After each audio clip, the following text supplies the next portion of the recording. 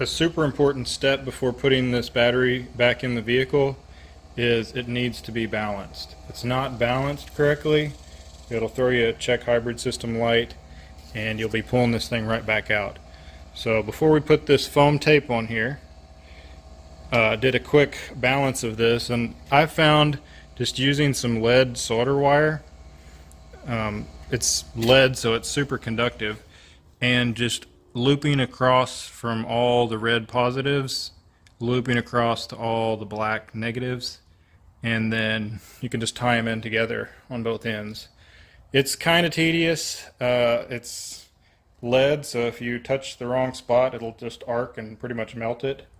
But as long as you do that, it's pretty cheap, and then when you're done, you can take the nuts back off and just roll the wire back up and not be out anything.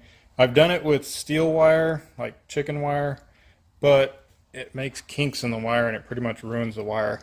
This way works pretty well. You'll need to do that on the front side. You'll also need to do it on the back side. Just be very careful not to short the two out. Very important, you'll just leave it set for 24 hours and make sure all your positives are run together, all your negatives are run together. After 24 hours, you can pull all these nuts off. Thing's about 24 hours away from going back in the vehicle, and we'll see how it does.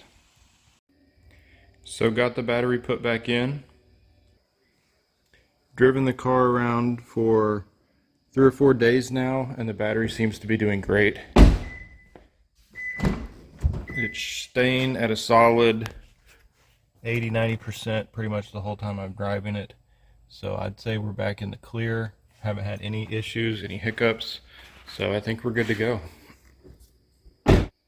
Thanks for watching. If you have any comments or questions, feel free to leave them down below.